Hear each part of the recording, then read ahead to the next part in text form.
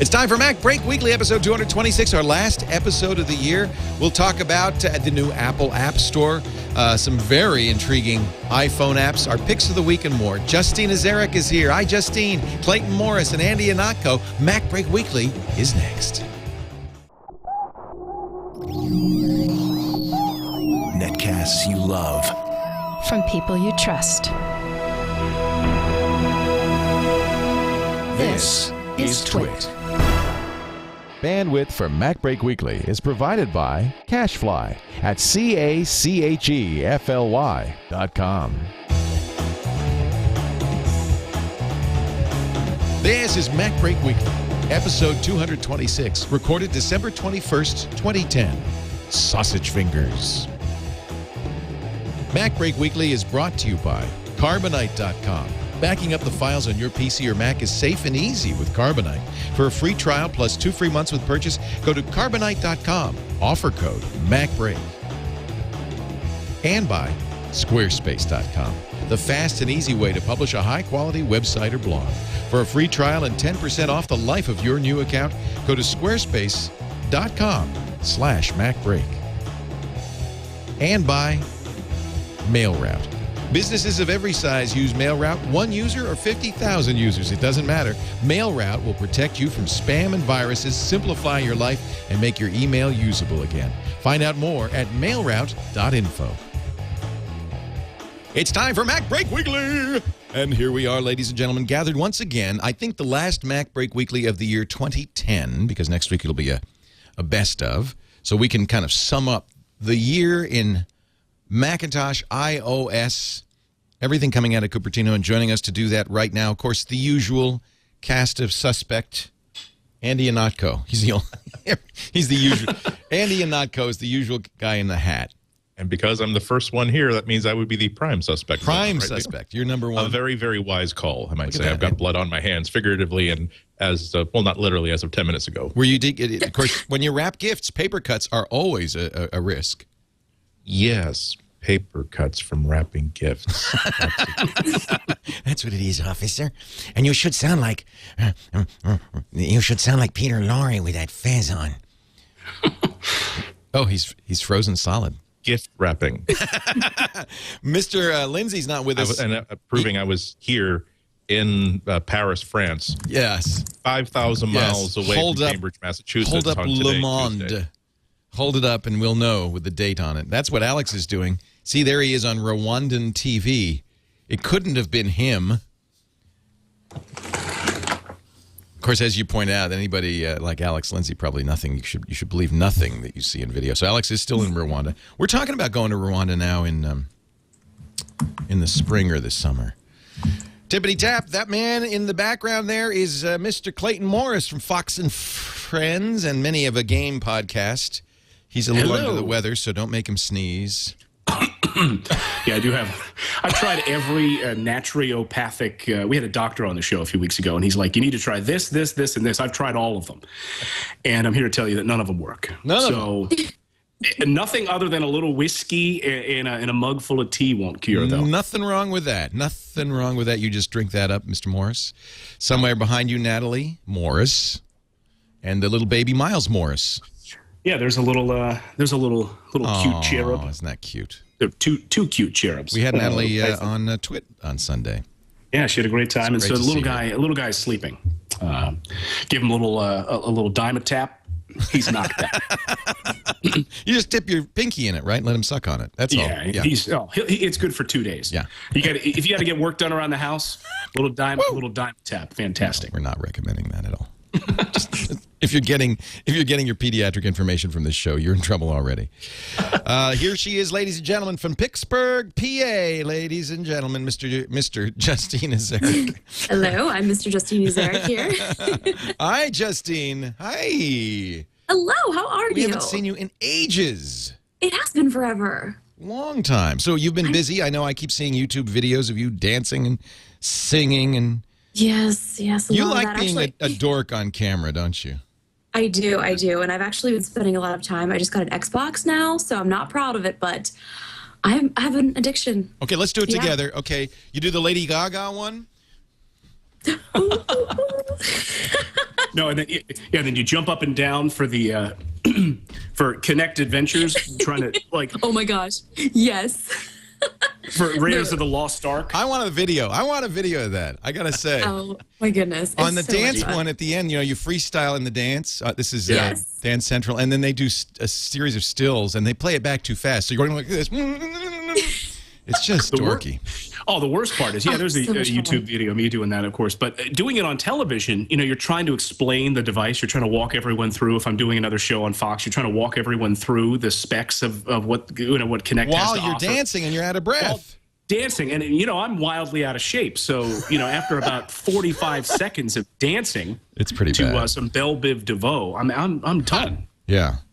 It's pretty intense, but it is so Don't much laugh, fun. Andy. You know you're dancing to Belle Biv DeVoe. Is that the? Oh, no, I got- everybody my- gets to my- choose my one, game- right? My game console is a little bit out of date. My dance moves are more like twist to the left, press the button, twist to the right, move the palm, twist to the left. We call that the Four However, Loco. that's- Yeah. I am in shape just basically for that. It's. I have to say, I am a big fan of. I think we all agree. Connect is great, Yeah. isn't it? Yeah. Definitely. Versus the Move, I got the Move first, and I was so excited, and then I got the Connect. I was like, all right, well, I haven't touched my PlayStation since. Yeah, I kind of didn't. When I played with the Move, I thought, I'm not. Yeah. I'm not crazy about the Move because it's just like it's more like a Wii Remote. But it's a Yeah. little bit more precise. One of the things I like about the Move is that the precision. I also see it for sort of more hardcore gamers. And I have to say, playing some of those golf games, you do not get that. Even like a slight rotation of your wrist. Yeah. Using those 3 points of contact with the Move. I mean, even playing like the John Daly It's golf or hard. Tiger Woods golf. I mean, Yeah. slicing just a hair. It's picking that up on the Move. You don't get that on Connect. Yeah. No, Enjoy I with like the using. Kinect is I so like much using fun. my whole body. I think it's really fun. Let's see how Clayton does. Oh God! Oh, that's great. Here he is Damn demonstrating. Hey, it's yes, you pointed out it's on the internet. What can I say? So I do like that control thing. Look at that. See, you can just move like the Minority Report thing. Oh, one So thing I great. can't stand about it, though, and I pointed this out in my review, is the voice recognition. I mean, it's just such a gimmick. I found it to be worthless. I got so frustrated with trying to say connect Right. menu, No, I never connect use that. Yeah. ESP, and it doesn't work. I mean, do you use that, Leo? No, but I do like, especially on Dance Central, which I think is one of the best games. I do like they did something a little different than the traditional Connect controls. And I think it works quite well on Dance Central. And by the way, Like to go back and then forward. Yeah. Oh, I love it. Oh Yeah. my gosh, it's so much fun. here's Clayton doing the obstacle. Becky Worley did this on ABC, and I thought she did quite a good job. Of course, she's a natural athlete, which obviously you. The only problem with those types of segments is you're trying to get out some information. I thought You're Becky talking. actually saw Becky's segment. She did a great job. She did because amazing. She actually got out some information. While and that's she's always jumping. the goal, right? Yeah. I'm like, these are the 5 points that I want viewers at home to know about who've never Right. seen this before. They have no idea what this thing is. I want to make sure I hit this, this, this, and this. And then, of course, you have anchors like jumping in, doing their Don't you hate stuff. that? Yeah. Don't you hate anchors? I hate anchors. No, you did. This is a good piece. This is on his Clayton's blog. If you want to see the piece. Look at that. You're such a white boy. Such a white boy. What was that? Is that a, wait a minute. Is that an iPad wipe they just did? might have In the been. middle of the Yeah. Connect segment, they do an iPad wipe. Yeah, Wait a I minute, think they built let's go they back built a the little Tech bit. Take segment with the iPad wipe. Okay, wait, I want to see that one more. Yeah, that's an iPad wipe, my gosh. definitely. With the Fox or News. an unnamed tablet device. They all look the same, damn stinking same these days. So we are all going to CES in 2 weeks. Hard to believe. God, darn it. It seems like I'm just still recovering from last year. And like last year, CES was 3D TVs. This year, it's very clearly tablets, big time, right? Everybody wants to do an iPad killer. Remember this happened, Andy, with the iPhone? For 2-3 years, I think. Everybody said iPhone killer. Remember the Sprint Instinct? Whatever happened to that? Oh God! What a piece of junk. The BlackBerry Storm 1 and 2. So it was not easy making an iPhone killer, but maybe this time it'll be a little easier to make an iPad killer. Probably not, No? because they still have to wait for Android 3.0 to make any sort of a serious tablet. Right now, everything you buy today or in the next couple of months is going to be based on. Hopefully, you'll be able to upgrade this later on. Right. There are a bunch of different players that are doing interesting things, but I think that if you want any other indication of how far Apple has come in getting the iPad out there and making it just really resonate with everybody, is the fact that every single maker in their public statements and their private statements, they're all positioning their devices in relation to the iPad. It's like the iPad, only it's smaller. It's like the iPad, only it's more open. It's like the iPad, only it's less expensive. But we agree that the Samsung, which I'm holding right now, the Galaxy, was surprisingly good. I mean, it's not. Yeah. It's 2.2. It's not. Yeah. It's not gingerbread. I think it was more of a demonstration of how good the 7-inch form factor could be. And how wrong Steve Jobs was a few months ago when he said that the 7-inch form factor is dead in the water. Right. Because there are a lot of things I didn't like about the tab, but the size definitely wasn't one of them. Yeah, scrolling, internet scrolling for me was, I wasn't a big fan of it. I loved it, though. I spent, a number of weeks with it, and I thought in my review, I said that I felt like Android, for the first time to me, felt like it had room to breathe on the Samsung Galaxy Tab. Like, I felt like it had a little bit more breathing room on that device, and I really enjoyed it. But yeah, I think you're right, Andy. I mean, how many 7-inch tablets do you think we're going to see? I mean, I know, obviously a lot of the rumors out there for iPad style, almost the same size as the iPad, but the Samsung, I think, hitting a home run with the 7-inch. Yeah, and what'll be interesting, I'll be looking for, of course, we'll be looking for the first time we could hold a RIM playbook, because up to now it's been demos, but I presume they're going to have something physical to hold. And then you saw the Motorola video, which basically called the iPad a big iPhone. I mean, really, that's really pretty dissed much it. true, actually. But that's not a bad thing. I mean, the iPhone is pretty much amazing, so a big iPhone. I'm not complaining. Yes, you're right. I mean, come to think of it, that's not such a big diss, isn't it? They had this whole. By the way, they never show it. This is absolutely taking a page from the playbook. They never really showed anything. It's just all about this is the history of tablets, and they start with the Rosetta Stone and so forth. But when they finally get to the iPad, they say it's just a big iPhone, and then they say coming. Really no, not. You know what? That's a good point. Oh. It's the obvious complaint to make. If you got to find a weak point in the iPad, that's definitely what you're going to go for. Right. It did make me think that, oh dear, but anybody who knows what they're talking about is going to say, well, no, it really isn't. It's it's more like the iPhone is like a small version of the iPad when you start looking at them. Like, okay, but again, it's when the Undertaker comes out with the popcorn, the popcorn and the laser lights at the beginning of the WWF, you don't believe anything he says because it's all pre-show hype. He'll settle it in the ring. Well, exactly those interstitials during the commercial breaks when Jimmy the Heart comes, the Mouth of the South comes out and actually lays the smackdown. And then at the end here, we see the bee flying across. Yeah, right? so they're saying honeycomb. I think that's the indicator. But they don't show you anything. We don't know if it's 7 inches. We don't know if it's 10 inches.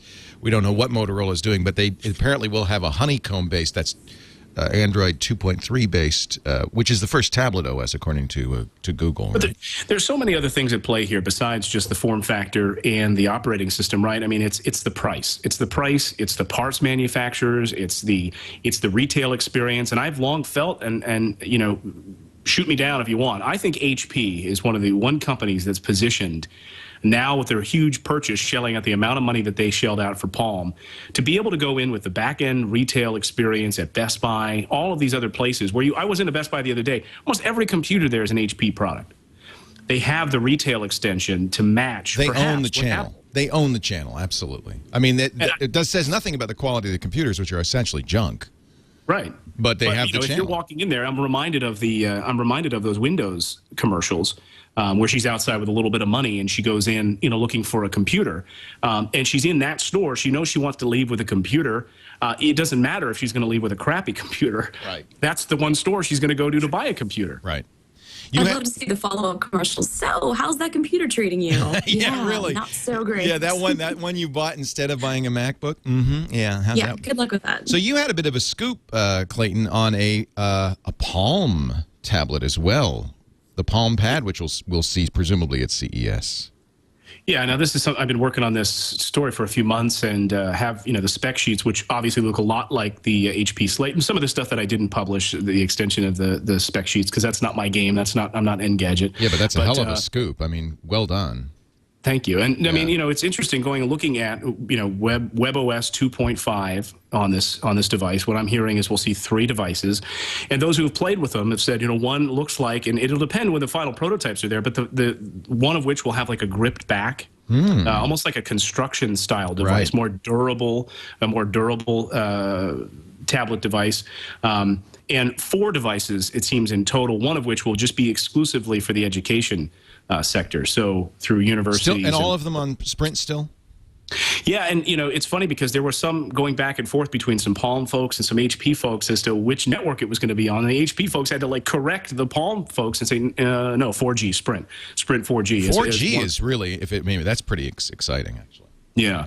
So I'm excited. I think I thought of all of the operating systems, I thought WebOS would have been compelling in a tablet form. I thought of all of them. I thought a WebOS tablet with a card-style layout would have been really interesting to see on a tablet form factor. And we'll have to wait and see and get our hands on it. But I think it's really interesting. This is going to be. CES last year was 3D TVs. I'm sure there'll be plenty this year, but I think this is going to and ebook readers last year, many of which never came out, most of which never came out.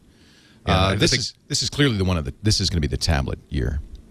Yeah, I think that really we're down to 3 cars on the starting line. Apple's already there, been doing laps for about a year already. HP is the only one that can kind of match what Apple's done with the iPad in terms of be the one company that makes one really good, solid, consistent performer. And then every other Android tablet device are kind of conglomerated into one big sticky rice ball. It's not as though Motorola is going to make a big splash. It's not as though Notion Inc. is going to make a big splash, or any other individual manufacturer is going to make a big splash. All together, it's going to be Android in one big lump. Because the problem with any Android device is still going to be great. And Google has made version 3.0 or 2.3 of the operating system. Then what happens to it when Motorola gets their hands on it? And then what does Sprint do with it once they get their hands on it? And by the time it actually lands in the hands of actual users, it can be 3 iterations away from whatever was considered to be a good idea back at Google. You were excited by the Notion Inc., right? Very excited because they're a startup with a capital ST. They are definitely not trying to say, well, let's take the iPad and try to clone it. It's more like, let's do a really cool tablet and let's sort of answer some of the things we didn't like about the iPad when we first heard of it. This is the Eden one. That's the Eden. The machine is called the Atom. The Eden is their idea of a GUI based on top of Android, I believe. So it's Android, but it's got its own GUI. Yeah, but they're doing something really cool here. One of the things they're doing here is that apps can have both a full screen and a minimized view. What you're looking at is a view in which they can have multiple panes, so to speak. So you can have Twitter in one pane, you can have a web browser in another, and a book or a calendar in a third. And any one of these can be maximized. It's basically tiled windows. Yes, and again, remember that's just the minimized view, so you can have it do lots of things at once when you're not just focused on bashing through email. Also, they're writing good email clients and interesting things like that. Let me ask you guys. I'm curious what you would say. I have obviously viewers who ask all the time, Samsung Galaxy Tab or I shouldn't say a lot of viewers that ask that question about Galaxy Tab. Very few of them even know what it is. They're all holding out hope. They want the iPad for Christmas and so forth, but what would it take for you to recommend another tablet above and beyond what we know from the iPad? I've already recommended the Galaxy Tab to people who want something they can put in their pocket. I think this is actually pretty darn good. And, they've sold 1 million of them, remember? Yeah, but I can't recommend that as a $600 thing, especially when I think that there are going to be some really good $300 things coming up next year. Yeah. So I don't think that anything can let's put iPad aside for a second. I don't think that a 7-inch tablet can do the same jobs that a 10-inch tablet can do. Just last night, I was in bed, I was watching Holiday Inn on AMC. I'm just sort of like noodling around on Wikipedia, just looking up movie stuffs, looking for the banned clip of the really awful scene from Holiday Inn they had to excise because it was just horrifying. I don't remember that. There's the theme of Holiday. The Holiday Inn is basically there's an inn that is only open for holidays, and they have to basically the movie has to find like holidays to do. So they do Abraham Lincoln's birthday. That was a good movie. I like that movie. And there's isn't that where White Christmas made its debut? There was no White Christmas in that particular scene that was excised, if you'd catch my drift. But yeah, that was the first movie appearance of White Christmas. Bing Crosby, Fred Astaire, Bing is singing, Fred is dancing. What else could you possibly ask for? But the thing is, though, a 7-inch tablet, I could do the same sort of things, but I won't have that big display that really looks like a window onto the internet, and really won't do that sort of stuff. I can do other stuff that's different, but it won't be. But even a 10-inch Motorola tablet or a 7-inch Motorola tablet won't be like a 10-inch version of the same tablet. So, but this going to have to be cheaper than $600 plus a 2-year contract. I think it really depends too, I mean, what people are going to be doing with it. I mean, for me, like I watch and consume so much media. I don't even watch my TV anymore. I mean, I watch all of my TV shows on my iPad, and I do email and everything on there, and it's the perfect size. And if it was any smaller, I don't know. 7 inches. Have you played with a Samsung? It's not, to me. This is actually not a bad size. It's completely. 10 inches. It's just here, 7 is the same as 7 inches closer. That's right. You know, a little bit closer. And I have, and by the way, was it Jeff Jarvis? Somebody was saying this is the only he can't thumb type on his iPad, but you can thumb type on this. But you can't type out a full paper. I actually challenged Andy right after I think the week the iPad launched. He had it for a week ahead of time, and we were in the offices, and I asked Andy, I said, all right, you think you're really good on this now? He's been on the train so often. Pound out an email real fast. And he was like lightning fast. And I have to say, wow, I wonder what the learning curve is on that. Is it a lot like the iPhone? And after a few weeks, I can sit there and I'll write a whole column. I'll sit there and pound out long emails on there, and I love it. And I end up using, I've kind of gone back to that Apple flip-up case again, just because I'm able to type it on a keyboard. But you can't do that on the Galaxy Tab. And sure, it's great to be able to walking around, but I don't feel like it's not a device I want to be pulling out on the street, snapping photos. It just didn't feel like that kind of that quick draw feeling that I have with my iPhone. It's a crappy camera. I mean, you really wouldn't want to. Yeah. It's a dumb thing for a camera. Although, get ready, because I'm sure the next iPad will have a camera on it. Will you feel silly pulling this out and going snapping on the street? Oh, definitely. I felt silly. I mean, I demonstrated this on Fox. I said I don't see the need for it because I felt like you're going to be looking up someone's nose if I'm going to be on Skype or something. Oh, for the Skype. You'll have to hold it like this or it's not. But, I mean, it's the same thing with an iPhone with FaceTime. You have to hold it like that. But who uses FaceTime? Let's be honest. Come on now. I use it all the time. Yeah. There's a guy here. Really? Yeah. Justine and I both went, really? just with myself. Okay. No one else you want to call.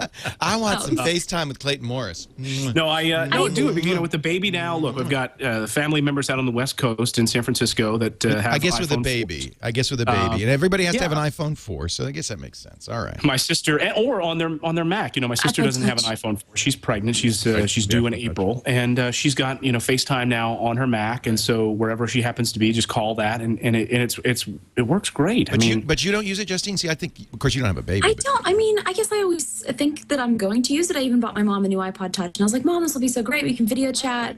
And we never do, because then it's what it does? It lowers the barrier to entry. I found like instead of with Skype, right, I'd have to like ping my sister or my mom or something like that, and I'd say, hey, at 5 p.m. today, will you jump on Skype? With being on Wi-Fi and being at home, I can just call my mom on FaceTime. We got a new car the other day, and I wanted to show it off to her. I said, hey, here's the car we decided on. I wanted to show it to you. And I just called her right on FaceTime. I didn't have to tell her to jump on FaceTime at some point. I hope you got a Ford. But I got a Ford, actually. Did you really? What'd you get? I love Ford.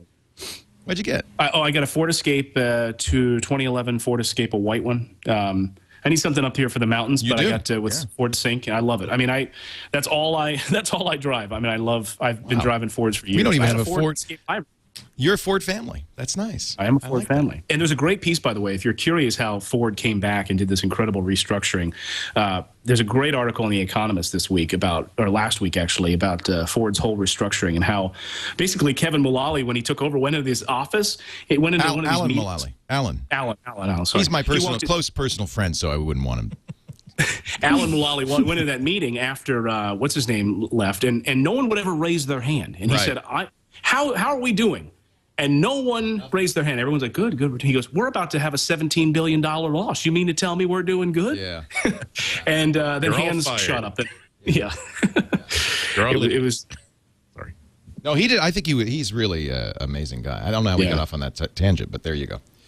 And FaceTime showing. Oh, yeah, FaceTime showing your car. That's right. Well, though. Say again. I'm sorry, Justine. Oh, no, I was just going to say Ford has been doing a lot of awesome social media stuff as well, which is really cool. We especially like them for that. Their support of the new media is very nice. All right, I just think it's a good. Go ahead, Andy. I was just going to say, I mean, it's a great feature given that it costs you nothing. If you never use FaceTime or the front-facing camera, that's fine. You got that front-facing camera for free. When I do use FaceTime, I'm glad I have it. When I don't use FaceTime, I'm glad that now when I'm traveling, I want to like send a picture to my friend. Hey, here I am in front of the world's largest shoehorn in South Dakota. Hey! I no longer have to like really figure out, okay, am I in front of it now? Am I in front of it now? Am I in front of it now? So yeah, you can't beat a free feature. We use it. I've used FaceTime twice now.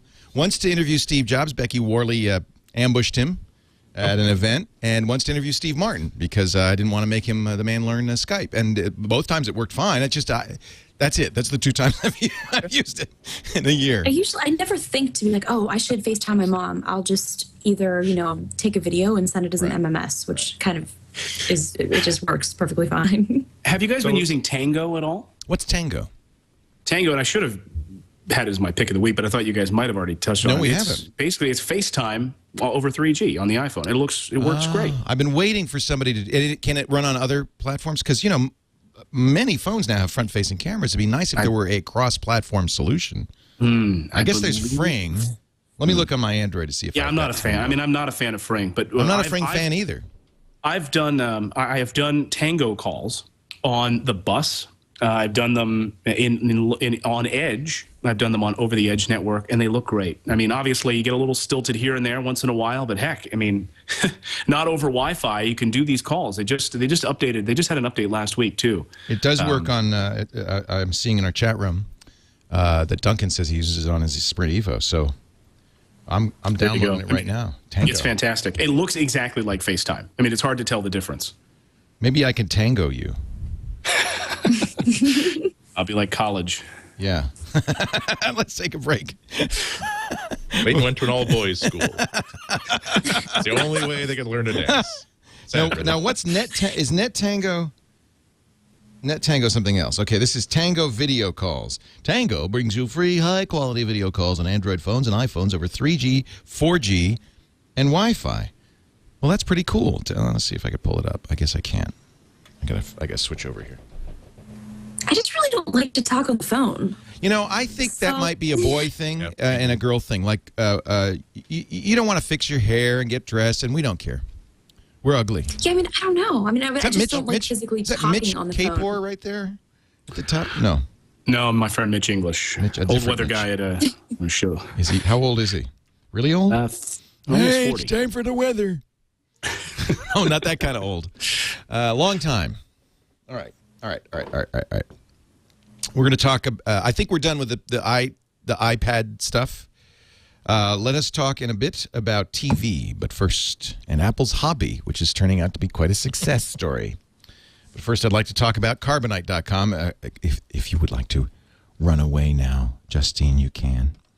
She works for a different company, but she likes Ford. So that's okay. I do like Ford. That's okay. Carbonite is a great way to back up both your Mac, your PC, your any computer to the internet, automatic. Look, the other company that you work for, that's fine. I mean, look, the key to me is back the darn thing up. And so many people don't back up or forget to back up or back up to a local hard drive, which, of course, is fine. If you've got a time machine drive sitting right there, maybe a time capsule in your house. But I got to remind you that if you're backing up to a time capsule or a local hard drive or DVDs or CDs and it's all next to the computer there or it's all in the same place, if the worst happens, there's a fire or flood, you're going to lose your data. And I'll tell you, if you've got pictures, baby pictures of little Miles on that computer, you got wedding pictures, you've got your financial records, you've got your email, you're putting your life on that disk. And if you don't have an off-site backup, you're really risking that data. I need to get on Carbonite because I've got multiple Drobos. I have Drobi. Yeah, we're all good about backing up locally now. I think we've all learned that. Yeah. Yeah, and I have all the, and I back up a lot of photos to Google, to Picasa or something like that, and I have, all the baby photos and all that sort of stuff. That's good. But I fear a fire. I fear somebody's going to firebomb my house. Look at all that happens. Look at all that pine behind you, all that naughty pine. This stuff will go up in a second. I don't mean to say that. It's really scary. It was funny. It wasn't at my apartment, but my neighbor had texted me and said there was a fire next door, Oh. and my sister was at home at my apartment sleeping, and I'm calling her frantically, obviously to make sure she's okay, but to tell her Get the all hard the drives. things that I needed her to grab from my apartment. I was like, make sure you grab the 2 terabytes on this drive. You don't have to grab these ones. And she's like, Justine, I don't know which ones. I'm like, no, the ones with the stickers. You know, you should just do is put... But stay inside the burning building until you park the drive heads. Right. Make sure you eject and shut down, yes. No, I think the thing to do is to put the Drobo right next to the door with a big sign on it. Maybe you have a sign on the front door that says Drobo on board. And they could come and they can... In case please remove. Yeah, like when you're at a hotel, they always say you should have your travel bag ready to go in the middle of the night should a fire come. They do? Just keep your Drobo right by the front door. What kind of hotels are you staying in? Well, in case of fire, make sure you can get have a travel bag This actually ready. happened to my sister. She was getting her graduate degree, and she had to stay overnight in Virginia somewhere. And she said, you know how they always tell you to make sure you have your stuff packed in the middle of the night? You don't know what's going to happen if there's a fire in the hotel and you need to run. Right. It happened to her. There was a fire in the hotel and she needed to run. So she ran outside like half naked. Wow. Yeah. There's photos somewhere, I'm sure. Wow. Well, I don't know how we got off the topic of carbonite, but you can see where we're going here with this. You make sure you back up. Carbonite's automatic. It's encrypted. SSL on the way up, so it backs up. You know, even if you're on a laptop and an open Wi-Fi hotspot, still secure backing up. And you can add triple DES or blowfish encryption, so nobody can see your data. And anywhere you go, you can get it back by logging into your Carbonite account. They even have an iPhone app, a BlackBerry app. If you still have a I shouldn't laugh. If you still have a BlackBerry, it's just fantastic. I want you to try it free for 15 days. No credit card needed. Just go to carbonite.com and use the offer code MacBreak. And if you decide to buy, well, 2 months free with the offer code MacBreak. It's very affordable even without that break. It's 15 cents a day, $55 a year for everything on your internal drive, all your personal data. Carbonite.com. You got to back it up to get it back, so get it right with Carbonite. I have a lot of, I should pull these out, testimonial emails people have sent me. And I just always forget to get them in the commercial. Just take my word for it. I got it. I got it. Back it up. Yep.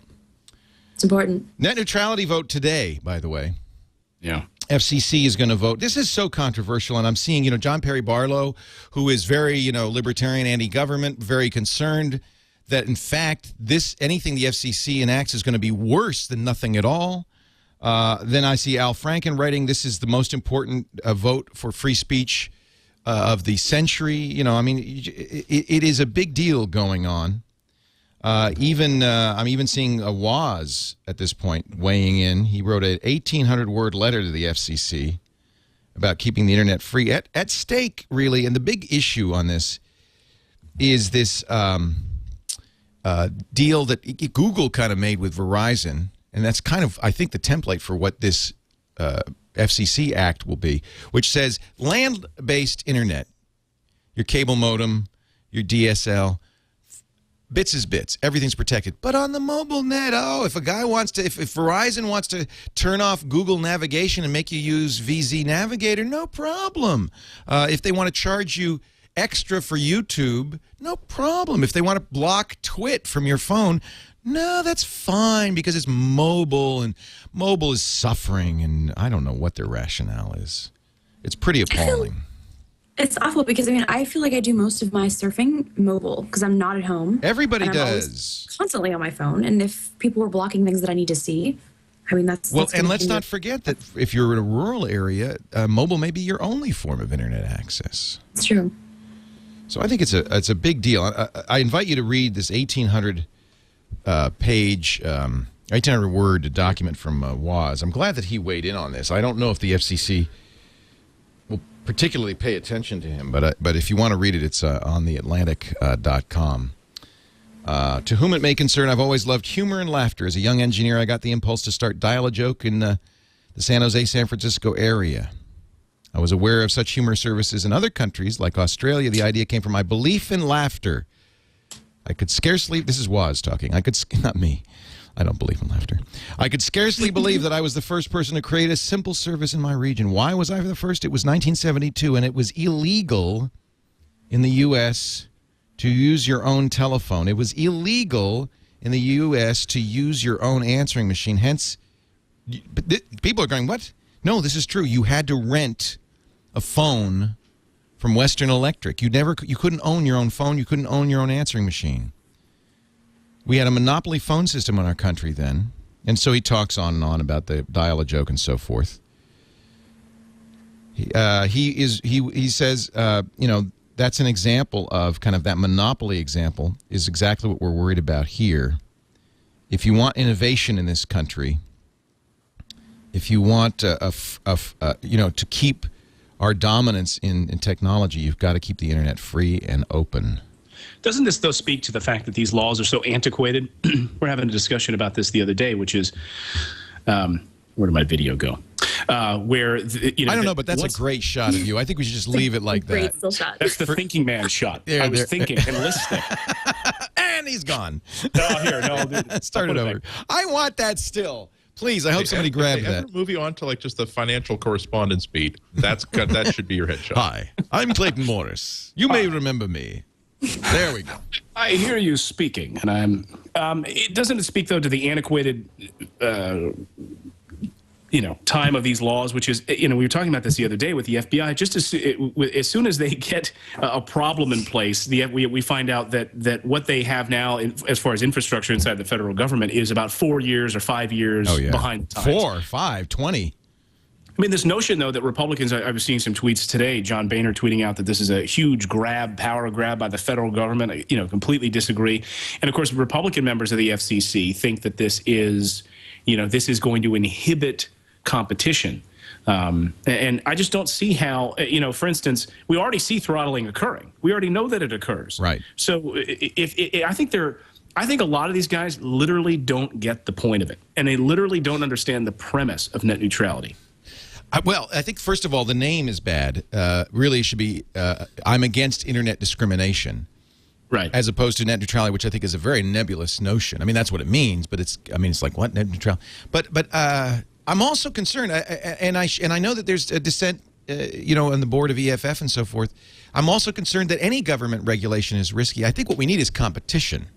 So that but this is the problem. If you're on Verizon, and Verizon could very easily, and I know the carriers are going to do this, say, or any carrier, pick your carrier, AT&T. If they say, okay, and they're thinking about this, we will charge 10 cents a megabyte for YouTube, 3 cents a megabyte for, Bing, and we won't charge you at all as long as you're using a Verizon, VCast service. That absolutely could happen. And at that point, you have this kind of... well, even the competition side of it, right? I mean, the point... And oh, yeah. I mean, look at Hulu, right? So it becomes Skype is blanked entirely, right? Yeah. Or, yeah. So if you have other news organizations' websites, for instance, and Comcast buys NBC, then there's Hulu, then some of these other video sites that we might think of that are under other properties, whether it's TV.com, a CBS property, or FoxNews.com, or CNN.com, or whatever they happen to be, because they're not under that umbrella. You may not have the same level of access. And I just think, though, and I'm also questioning, and I think the Washington Post raised this point the other day, which is, do we yet know whether or not the federal government under the FCC, has the right to even regulate broadband the way that they think they do? Well, and we don't know that. In fact, that was right. The most recent court decision kind of said, well, you can't do it that way. And so it's very complicated, absolutely. Yeah, it's not like white spaces where there seems like there's a clear delineation between what sort of spectrum you're dealing with and what sort of spectrum the local broadcasters want and have and holding on to and opening up white spaces. We've had this debate on Twitter. Brian Brushwood, who's a staunch libertarian, says and has a very good case, and he and Baratunde had a great argument. And I don't know what the answer is. I really don't. I think that it's clear that mobile carriers are absolutely invested in tiering, in blocking some services. Comcast would love to. Comcast would love to block, competitors to its cable service. Fortunately, this regulation that the FCC is voting on today prevents them from doing that. Land-based internet has to be neutral. But I worry about mobile service. And as you say, Justine, more and more, that's how we're getting online. Yeah, and especially even with the iPad. I mean, I have the 3G version, so right. I mean, most of the time I'm sitting in an airport or at a coffee shop on my iPad, and that's still mobile, even though, I mean, I guess I can use the Wi-Fi, but that defeats the purpose. Zuckerberg doesn't think it's mobile. Yeah, that's right. It ain't mobile. That's true. Also, we should mention, and Leo, you just said that they are voting on it. I don't know if you mentioned this off the top or not, but they did vote, in fact, to regulate. So it has passed. Yeah, well, we kind of knew that would happen. They had enough votes to do it. There was, I think, one dissenting Republican vote, but I think all the Democrats were kind of strong-armed into voting. So now we know, and we'll just have to wait and see what the impact is of this. Although you could see absolutely a court case. Comcast could take them right back to court and have the whole thing thrown out again. I've even run into a lot of issues with music that I've used in some of my YouTube videos. And because I used that specific music, it was blocked in other countries. Happens to us all so a the lot of time. people are like, yes, it's like, oh, I can't even watch this video. I'm like, well, sorry. Nothing I can do about it. To be honest, let me be completely clear about this. I have a huge stake in this because we are, an independent internet broadcaster. Anybody, you too, Justine, anybody who's an independent internet broadcaster we're the ones who are going to get squeezed out by the big corporate media who are going to say, no. You have to, if you want to watch Twit, you're going to have to pay 10 cents a megabyte. If you want to watch VCast, you could do it for free. Because the shows are that good. Yeah. Well, I can tell you right now, nobody's going to pay 10 cents a megabyte for this crap. So we're out of business. Well, no other shows have fezzes. Let me tell you that. Yeah, this is the only one with fezzes right now. Again, you are the tastemaker. Yes, Leo, of course.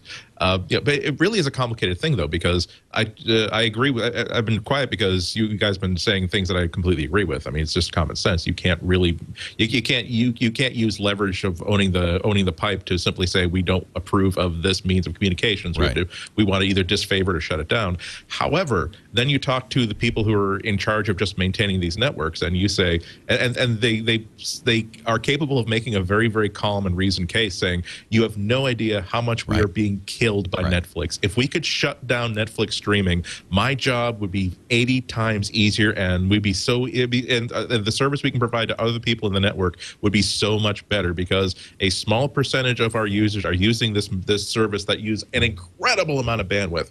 So it's something that I have to keep. Every time I feel those nervous fingers going to my WordPress admin panel saying, "Time to really get angry about net." No, we'll talk about it, but also mention that actually, especially on a mobile network where there's practically no bandwidth to begin with, you have to make sure they have the ability to at least make sure they're delivering good service to all of their clients. And if they decide that, look, let's just reduce, let's not make Netflix less accessible. Let's just make sure that it can't clobber the guy who just wants to. Who just wants to use his wonderful peer-to-peer video chat software to talk to his baby.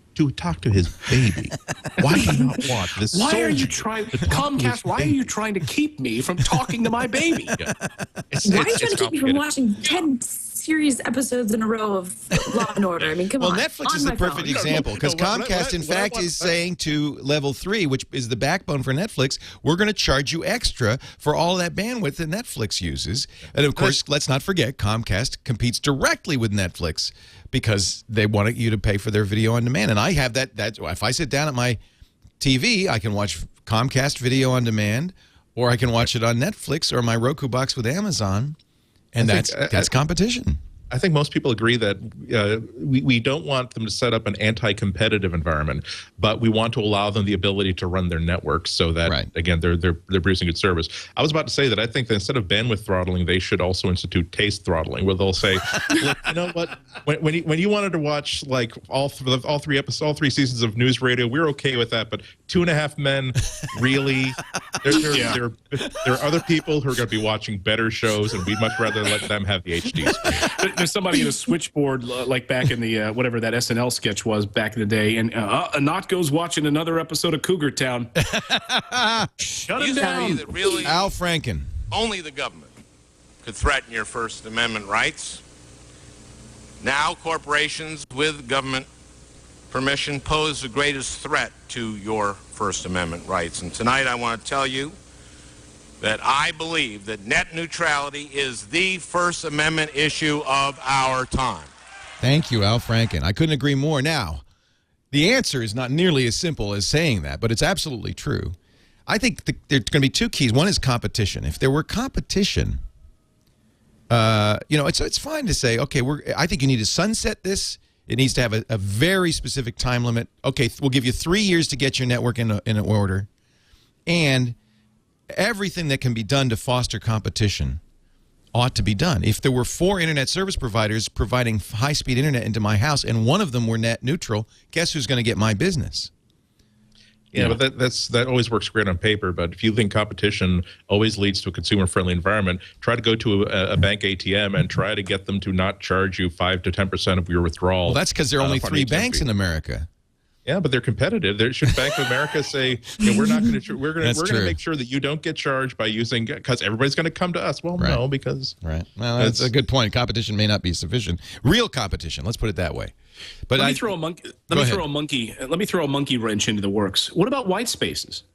If that is the future of the way in which people are connecting, which and it will likely happen, I think. And there's incredible download speeds. There's incredible speeds able to travel through walls, through brick buildings, no sort of interference, not having to deal with the things that we deal with Wi-Fi and cellular connections. If white spaces becomes the standard by which we judge mobile computing, and yet that is under the FCC's purview, doling this out to mobile carriers and so forth. Maybe that is why. I mean, I don't know, but I mean, I see that being such a. Again, these laws are written in such a way that they're 5 years too late, and I think that's going to really be the next battle down the. If AT&T and Verizon get their hands on all of this different megahertz spectrum and white space spectrum, how's that all going to fare it out? There he is, a very thoughtful Clayton Morris. And for those of you not watching on video, about 18 copies of that picture of you on Twitter. I think Clayton first really blossomed as a singer-songwriter when he went all acoustic. Best CD since Inner Spaces in 1988, and that's saying something. That was one right after my hit single "Kentucky Woman" and "Forever Blue Jeans." Yes, Kentucky Woman. All right, Forever in Blue Jeans. Baby, tonight. Let's all do Neil Diamond impressions. Tonight by the fire all alone. And that's what Verizon's talking about. That just cost 10 cents extra.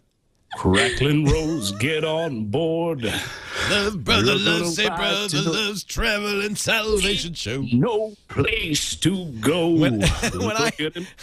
I think the problem is that Clayton and I have both been disc jockeys forced to play Neil Diamond. Were you ever a DJ, Clayton? You must have been. Yeah, my first job was in radio. Oh, I love those days. Yeah. I love radio. Neil Diamond. I worked on a radio station that launched in San Francisco, and the theme of the radio station, this was a big gimmick, was build your own radio station. We had to build your own radio station you've always wanted to, which is moot. But anyway, they started nothing but Neil Diamond for like 3 days. Nonstop Neil Diamond. And I'm sitting there spinning the day, and now it was just one guy that voted over and over. One guy. No, and then you got to vote on who the second artist would be. Oh. And that was Barbra Streisand. And that's like the archaic version of Pandora. Oh, yeah, it was. It was Pandora in the early days. And then except instead of it getting really smart really fast, it took 4.5 years. We added an artist a day. It was so horrible. Horrible. That station is now Spanish. Let's take a break, come back with more. Leo Laporte here with the great Justina Zarek. iJustine.com. Watch her sing, watch her dance. The YouTube channel is youtube.com/ iJustine. That's easy to remember. Is that the place people should really go, is the YouTube channel? I mean, pretty much. I have like 5 YouTube channels, but you can find them all. Do you still have Mommy Made My Lunch? So. No. Mommy Packed My Lunch. I don't know what I was thinking back in the day. No, I love that.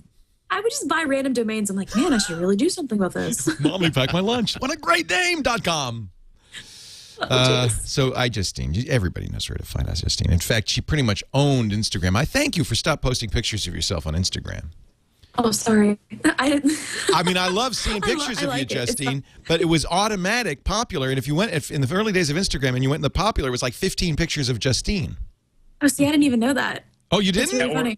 No. It was either you or Jack Dorsey. Yeah. Ev, Jack Dorsey, and Justine. That's so funny. You still Instagram, though, don't you? Every once in a while. I love Instagram. You kind of, you've grown out of that? No, I mean, I still use it. Sometimes I forget. I'm like, are you a Gowalla or a Foursquare? See, I've always been a Foursquare fan. Yeah. Now with the new Foursquare update, it's pretty awesome. I don't want to steal anybody's pick, but the new Foursquare is great. Yeah, it's pretty cool. Although I like Gowalla because I like to collect all the pins. I know, me too. You know, with Gowalla, you can check into Foursquare. They're Yes. all mushing. They're all mushing into one thing that Facebook will own in the end. Yeah, I mean, I use Facebook Places also as well. I'm still trying to figure out the benefit of location. I mean, What? There's no benefit. What are you talking about? The benefit is people, you know, you want your friends to be like, wow, you're Stalkers. so cool because you're at that place right now and I'm not. you're right. That is the benefit. That's the like. Wait a minute. He is at Walmart again. That's the problem. Clayton and I, we don't go those anywhere plans. glamorous. It's Justine's always going to the glamorous spots. Oh, I don't leave the house. I check into like Walmart too. I'm like, yes, this is great. I just wanted to, just to Instagram that one. Okay, just so I could check in. Actually, this is not Instagram. This is the Android. I wish they'd do an Instagram for Android. You know what I like? Have you guys been using Path at all? No, I think it's stupid. You like it? You know what? I found it. I thought it was really nice. I thought it was real clean. I really liked it. It's. I like the interface, but the problem is it's limited to 50 friends. Yeah. You like that though? Well, I like that. I thought it served a purpose I thought it served a niche purpose. I also loved it too because the logo looks eerily similar to the Philadelphia Phillies logo. Is that true? It does. I mean, it's a red P. Oh, that's right. So I think my issue with Path is I would be okay with having only 50 friends, except people who I don't want to be my friends end up showing up in my feed because they share their stuff with me. So now that they're sharing, it's people that I don't even know that are showing up in my feed, which kind of I feel like defeats the purpose. I thought it was just a bizarre idea to have 50 friends. I mean, it's very contrarian, and I understand that they thought that they would stand out because of that, but I like Instagram. I really do. And I'm just posting now on Pick Please that photo, which is PICPLZ is the Android alternative. Now, there's been a backlash. The SLR folks. Now, Andy, I know you take a lot of great photos of food. Of everything, of diners, of... Yeah. Yeah. Do you ever post anything to Instagram from there, or do you? I don't use Instagram because the low res pictures I simply go directly to Twitter. The better ones will go into my Flickr feed. And I've just never had a room in my life for anything else. Yeah. Oh, because you have was it what's it? I can't think of it in your SLR. The SD card that's Wi-Fi. iFi. Oh yeah. iFi. Yeah. Well, there was a bit of a backlash this week because a number of people on Instagram were not. They were uploading SLR photos All the time. I've been complaining about that that since day one on Instagram. And I guess it's come to a fever pitch. You know, if my iPhone weren't in France, I would look right now, but it's in France, so I can't. It's in the mail back, which means I'll probably get it sometime around summer. Right when the iPhone 5 comes out, I'll get my iPhone. There'll be a lot of nude photos on there. Yeah, really. Who's this? Now this came out pretty good, I think. Yeah. Oh, I'm going to post mine on Instagram. Maybe I'll even post it on Path too. I'm going to get a little crazy over here. See, because with the new Foursquare, that goes that goes everywhere. It goes to Foursquare, all sorts of places. Oh. What? I don't know. Andy, you sound skeptical. No, I'm just saying that it's a race that you run, and there's a point at which you say that this line I will not cross. Not because I'm being completely serious here. It's not a judgment thing. It's more like a thing where I'm perfectly okay with choosing a moment that say, wow, this is a really cool, simple thing I want to post to Twitter, so my Twitter followers will see it. Great. Hey, wow, here's a really cool photo that I'm actually kind of proud of, or here's a photo story I want to tell of an event I went to. You're talking about editing. You're talking about I'm talking about there's a point at which I feel as though I want to stop documenting. Right. And it's okay if I don't have 5 different social media places where I want to post things. As it is, I think 2011 is going to be the year when I finally begrudgingly decide that, okay, I'll expand a little bit more into Facebook, because right now it's essentially, I'm on Facebook just so I can read real friends' Facebook postings, but I've never really taken it seriously, only because if it's long, I want to blog it. If it's short, I want to just Twitter it. Why do I want to get involved in Facebook and give that little Harvard bastard another? Aha! Listen, I never used Facebook until this year. Like, I am not even kidding you, because back in the day, like, I approved every friend, so my entire profile was just spammed with people that I didn't know. So I deleted everyone I didn't know, and now it's my friends only, and it's actually really useful. So I'm running around. I'm like, hey, do you guys hear about this new website called Facebook? It's It's amazing. so Can we be cool. friends? You can follow your friends. That's my problem. I'm like, great. So are you really that full of yourself, Andy? Are you really going to create a fan group for yourself on Facebook? Really? You're that big that you can't just friend everybody. Okay, Show of hands. Not Andy and not Go. How many people on this broadcast have a fan page for themselves? See, but I don't think it's. I don't really think And Clayton it's just dived fan off page. camera. Well, look here. Oh yeah. Well, Of course I you didn't- do. We're building Yeah. brands. What's wrong with you, Andy? Could they call it something else other than fan? No, I totally agree with I you. call If it a could page. I change never call it would. a fan If I- page ever. Anyone help me out, Lito? I know you've got connections.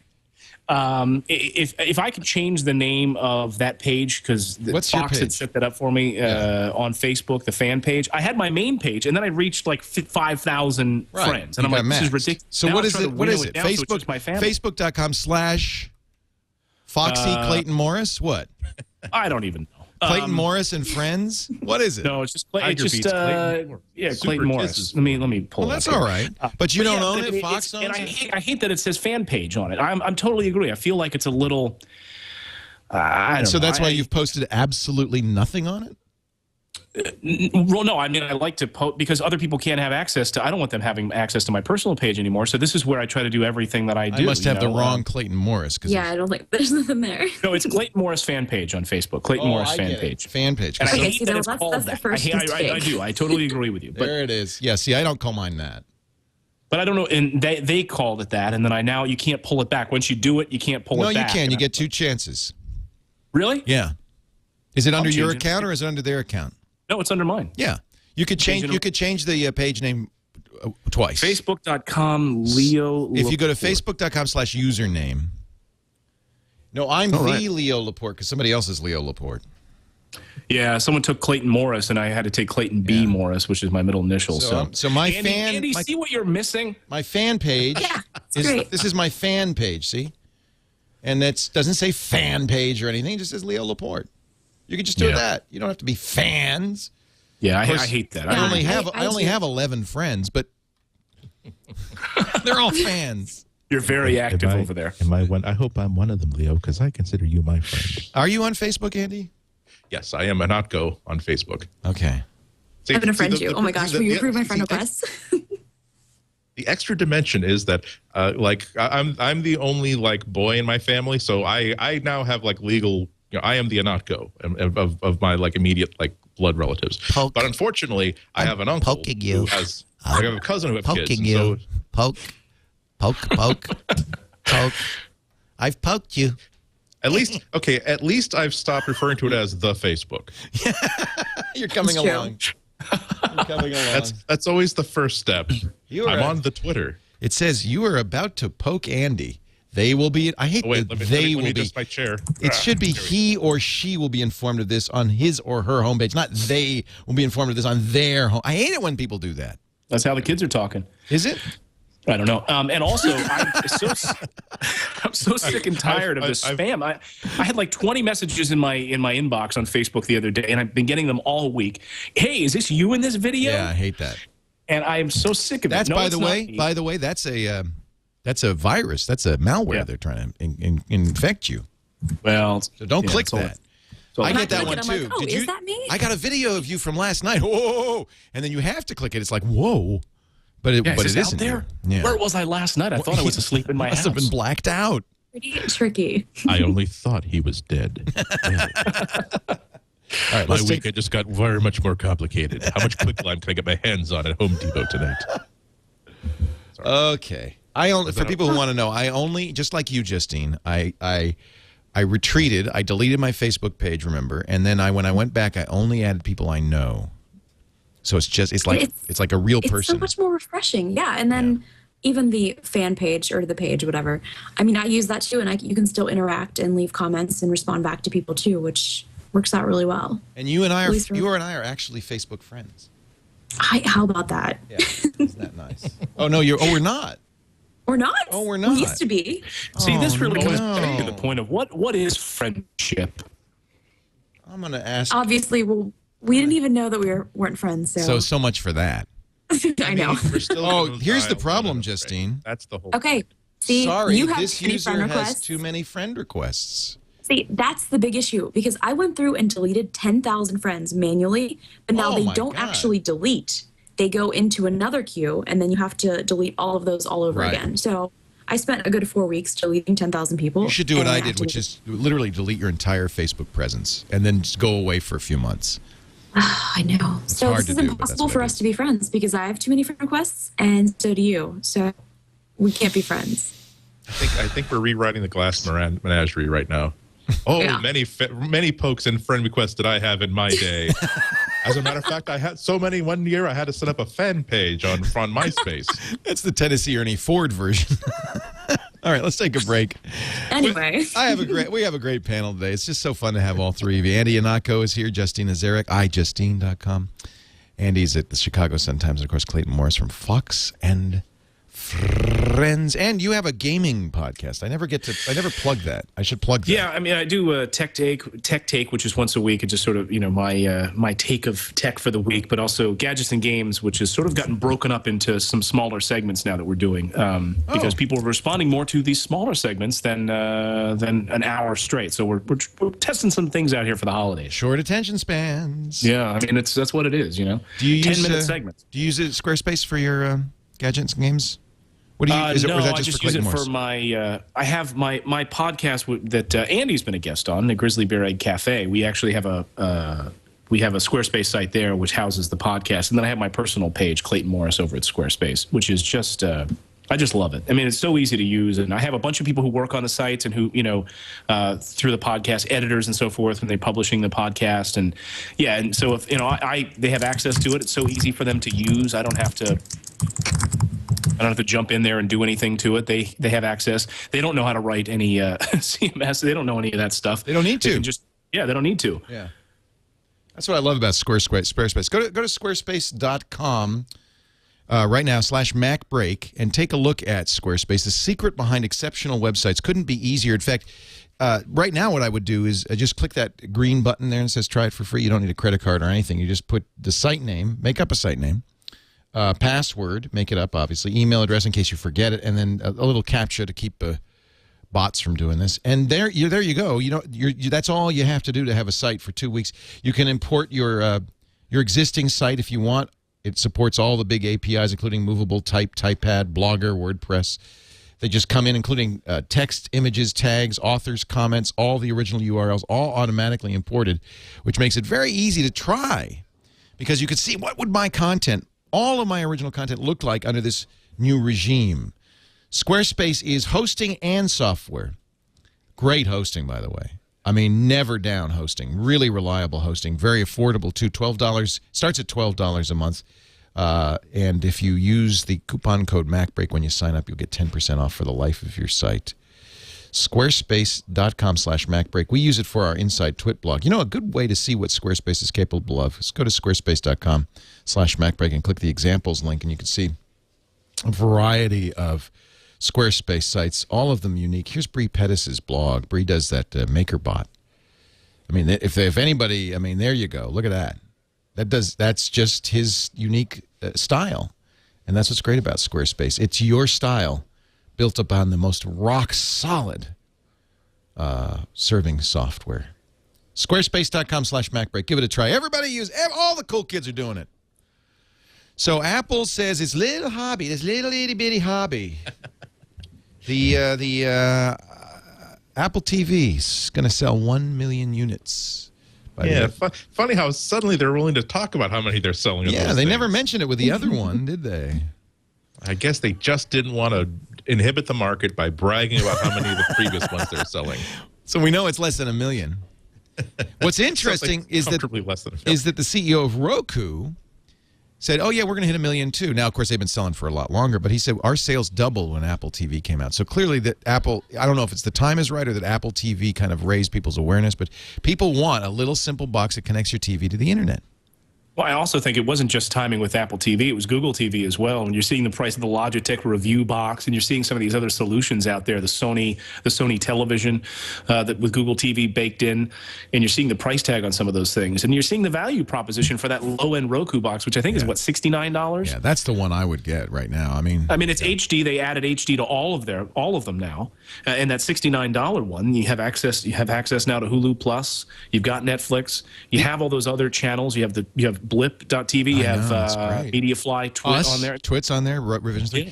Now, on the Apple TV, you get your iTunes. So, I mean, if you want to do Apple, what do they call AirTunes and all of that stuff, the Apple TV is great for that. And I think we're going to see some expansion of the Apple TV capabilities soon. They just released an update to it. Any word on when we're going to see more third party? I mean, in my meetings with Apple over Apple TV, I mean, and I was asking them, it's up to them, obviously, when we're going to see a Netflix, when we're going to see Netflix using AirPlay.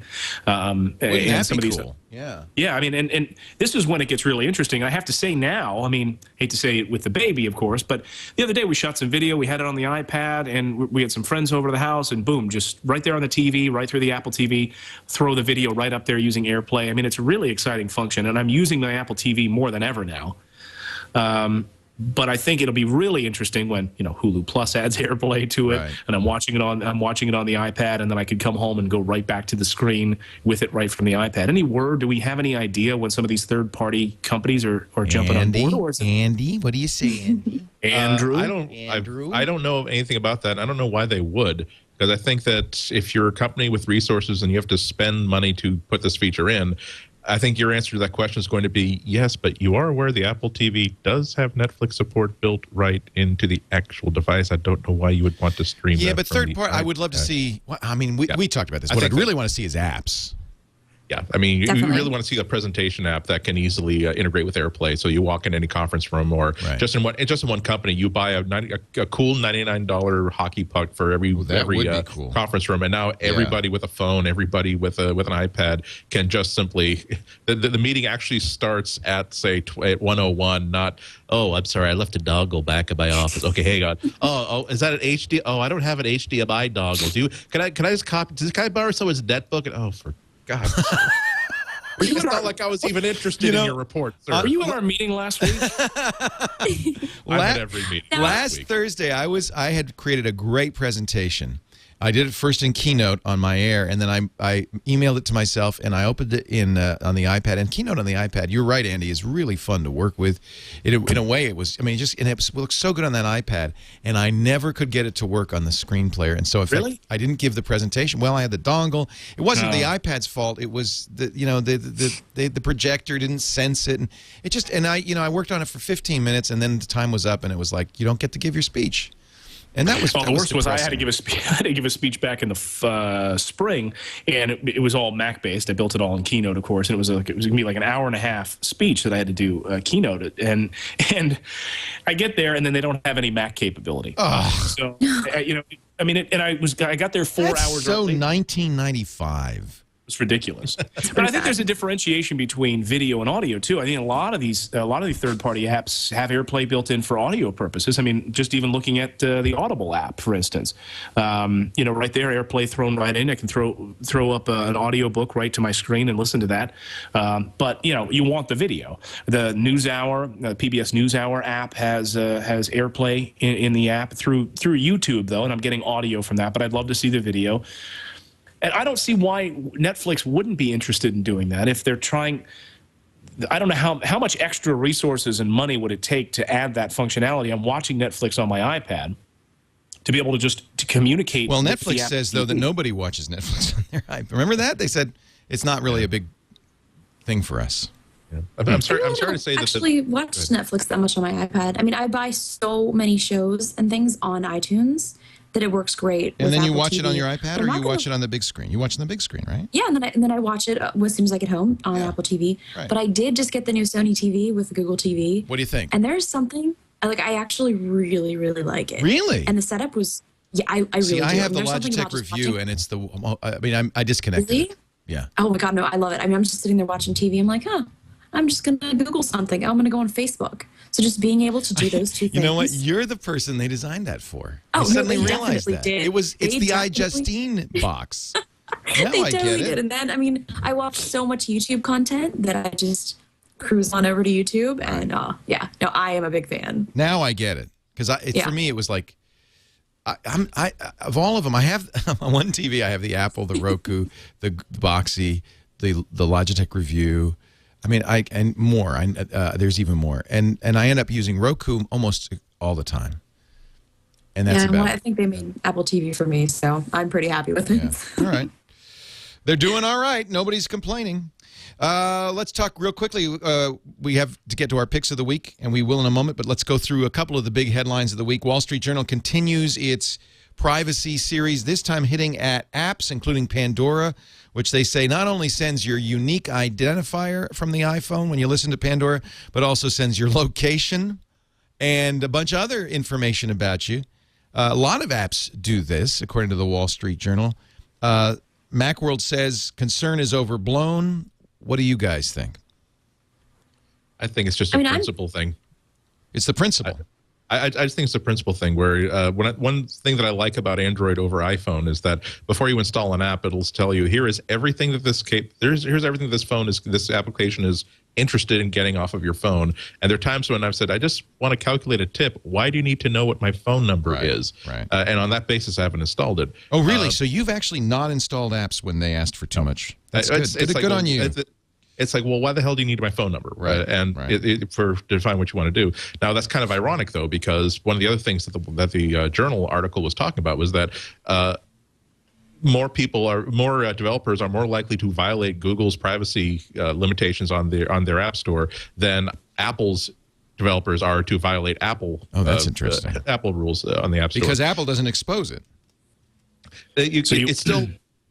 There's still exposure, but the thing is that they have a stricter policy hardwired into their App Store policy, saying that you are not allowed to get any information for any promotional purpose that is not directly related to the task that your app is supposed to perform. Now, realize that anybody who's been watching the App Store for anything over 9 seconds knows that a lot of stuff gets through that violates policies and has to be rolled back later on. But at least that policy is there. Right. But again, we don't get down to the question. For me, it's not the question of what is my actual level of exposure here, because I do believe that my level of exposure is pretty minimal. It's hard to spend any time on the internet every day and then suddenly say, well, I'm okay with people tracking every single thing I do and profiling every single thing I do on this notebook computer, but you better not track every single thing I do on this phone, because that's fighting words, sir. But still, it's the principle of the thing. Does it concern you, Justine? I mean, you use the phone more than anybody I know. Yeah, no, I mean, you don't really think about it. And I mean, there's been times I've posted pictures and I didn't realize that my GPS location was on. And so, I mean, at any point, I'm getting back Google Map pictures of my actual location. So times like that, it kind of scares me. Well, that's one thing, but when Pandora sends your age, gender, location, phone identifier, not just to itself, but to multiple ad networks, or Paper Toss, which is a free game, shares your information with 5 different ad companies, that does seem a little excessive. Especially Paper Toss. I mean, when do you really need that type of information? What do you need? I'm just throwing some paper into the trash can. Yeah, how much do you need? Yeah, I agree with Andy on the Android front too. I mean, that's one big thing I do love about Android, letting you know that it's going to do this, it's going to be shared with these 5 different ad companies. Do you not want to install it or not? And I'm very careful, obviously, about the things that I check in on location-wise, and it's always like a general sort of area. I'm never checking in at home, but when I'm out and about, or maybe I'm at an event, then it's appropriate to check in and whatever, using one of those different check-in features. But I'm very aware of, at least I try to be, but not everyone is. You're launching these applications, they may be running in the background, they're collecting data, they're doing different things based on where you are. And I don't think a lot of people have any idea about this. I mean, certainly if I told my mom that she was being tracked, she wouldn't have any clue that this was happening. Would she be upset about it? I don't know. I don't know that she'd care. I mean, unless there's some sort of trigger in her mind that treats it sort of like the do not call list, sort of like a telemarketer, that this is an invasion of space. This is an invasion of privacy. To my mind, what are these individuals doing with it? If she suddenly starts getting mailers somehow at the house because she always seems to be near a pet store, why am I suddenly getting all these catalogs for fish? Then I think she might take umbrage with it. But I don't know that you. You know, genuinely how many cares. times have I said that to myself? Yeah. Why am I getting all these catalogs for fish? Or Pottery Barn catalogs. Well, I love those. Yeah. 30 of them. You do wonder when they're going to stop. I mean, actually, I guess if they stopped sending paper junk mail, the Postal Service would then just end. Period. Yeah, you know, it's funny. We're up here in the mountains, and I haven't even set up our mailbox here because I don't intend on getting any mail here. What are you going to get that you want? Right. The only thing I'd get would be like Pottery Barn catalogs, and I don't want that. I don't need that stuff. And all of the other junk mail, I pay every bill online. So anything that needs to come to me is going to come to my other mailbox. I don't need to set it up because the only thing that's going to start showing up is going to be Victoria's Secret catalogs. Oh, wait a minute.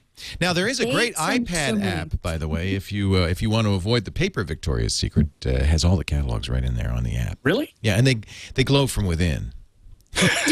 I'll never forget my father-in-law, who's in his late 70s, saying, you know, they seem like such friendly girls you just like to get to know. I thought, yes, that's true, Dad. They are friendly. They're friendly girls, you know, just you'd love to get to know them, hang out, have a beer. What's the word? I've interviewed a couple of them, and I never get flummoxed in interviews. You know, I interview senators on a regular basis and speakers and former who knows what's a monkey. But when there's I get flustered whenever I interview monkeys. Because you never know how they're going to act. They can tear your ears off. They could eat. Yeah, absolutely. Yeah. But Victoria's Secret models in a studio, 6 of them lining up, and you walk in, they've got an entourage of like 30 people. I mean, you get a little faint. I think we've all learned a little bit about Clayton Morris today. I get faint when Justine's in the room. Clayton is a very, very normal man. No, I do, actually. The first time we did MacBreak Weekly with Justine was at the 21st Amendment Brew Pub. And I hadn't met you yet. And this stunning woman sits down at the table, which, of course, first of all, is a shock because, let's face it, the kinds of people who show up at our events are usually overweight guys.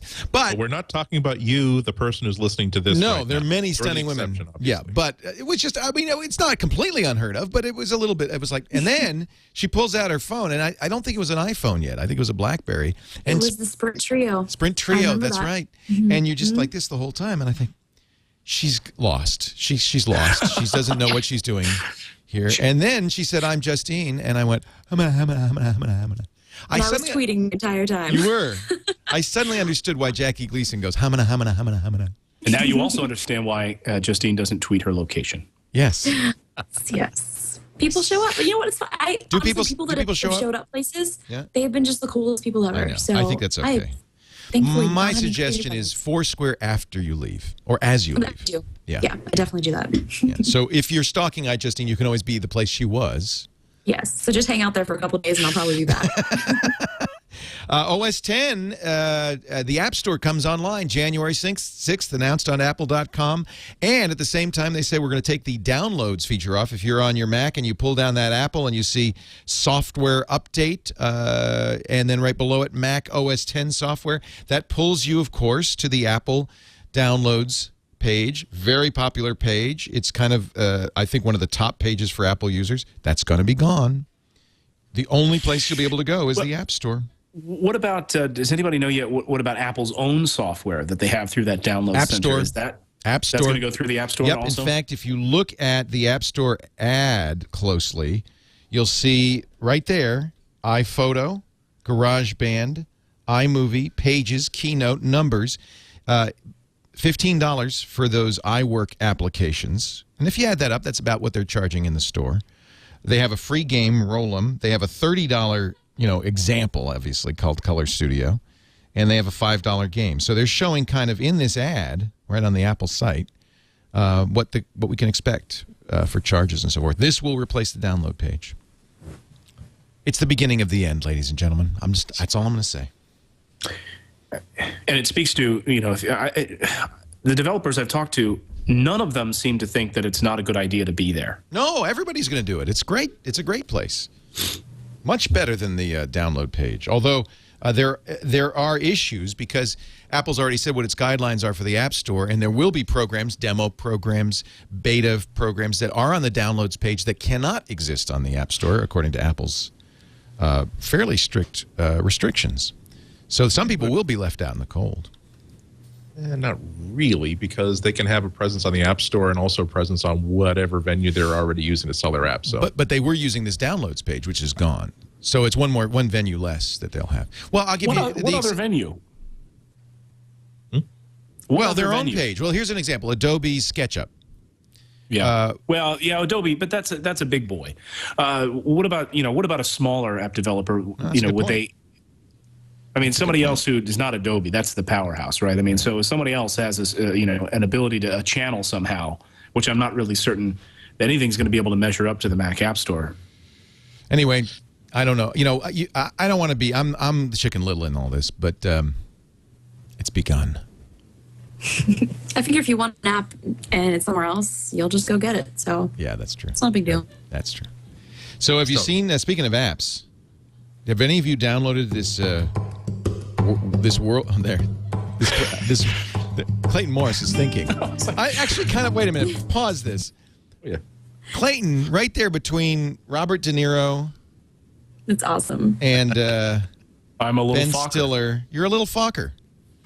That's what my mom used to call. That's actually we should capture this, and I think we want a movie poster.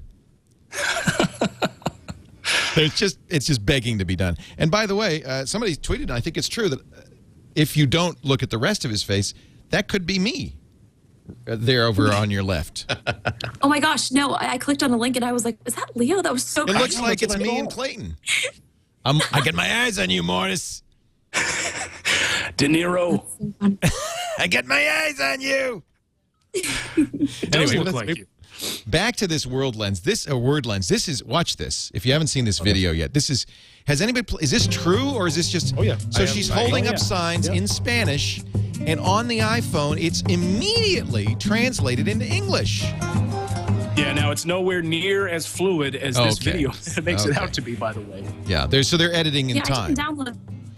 But there was a lot of people were complaining that the free version only reverses the text, and if you actually want to, do the language conversion, you have to pay for it. But I think that's something that you would be willing to pay for. Who's paid for it, and does it work like this? I mean, can you really do that?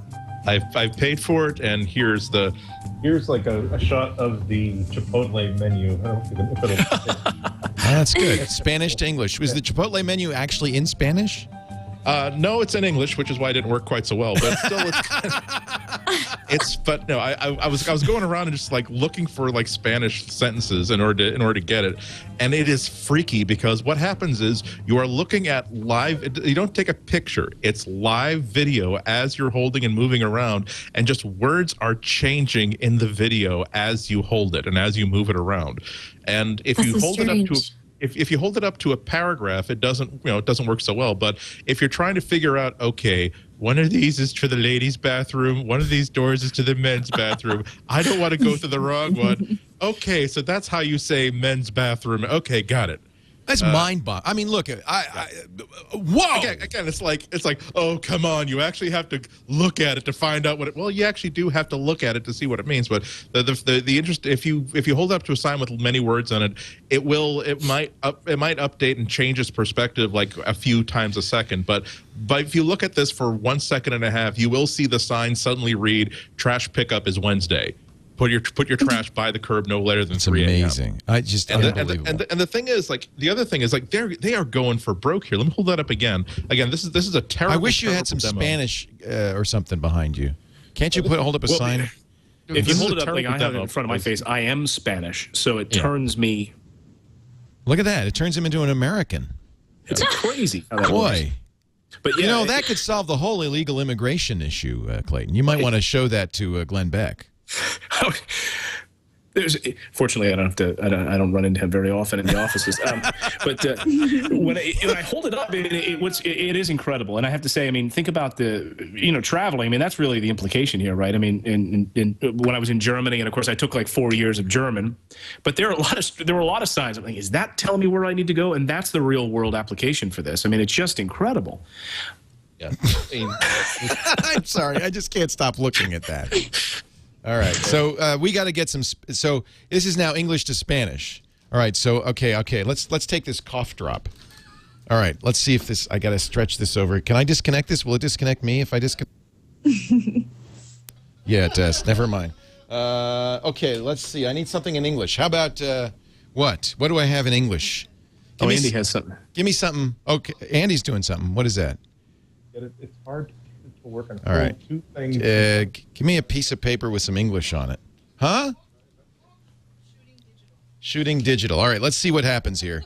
Let's see what happens here. This is, thank you. This is, we're going to see if this works in real time. So do I hold it sideways? Is that the best way to do this? Just make sure you're holding it. If you've got the controls set to vertical, you got to hold it the same way. Whoa! Whoa! I'm scared. Tiro digital. Oh! Sábado, sábado, sábado. That's amazing. Yeah.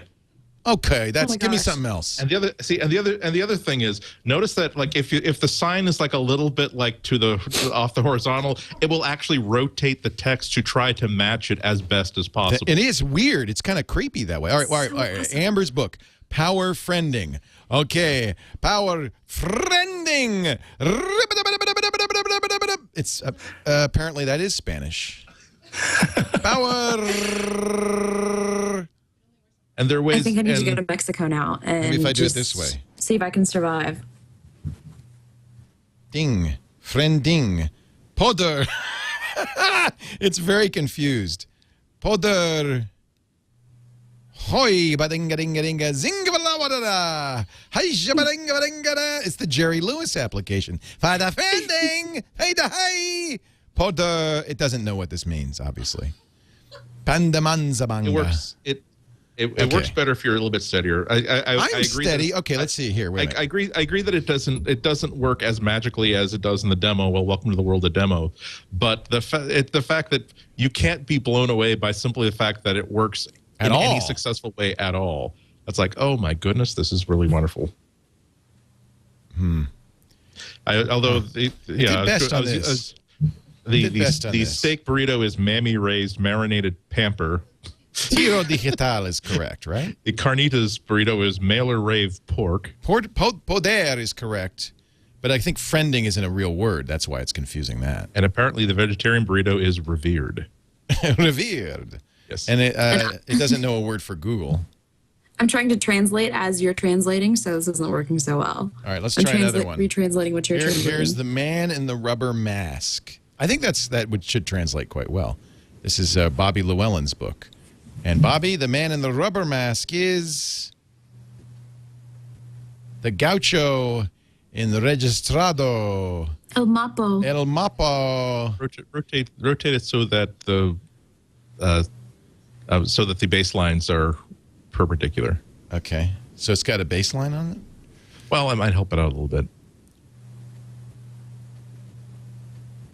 I mean, this is great too. I mean, you think about even using like Amazon's new updated app at the store. I mean, so many people going in, and Wall Street Journal had a piece last week about people going into the store and, I do that all the time now, looking at TVs or different things. I'm using the barcode scanner, whether they're using red laser or otherwise, but this is as close as you can get to Douglas Adams' Babelfish in the ear. I mean, that's pretty I was thinking more of Rowdy Roddy Piper and They Live.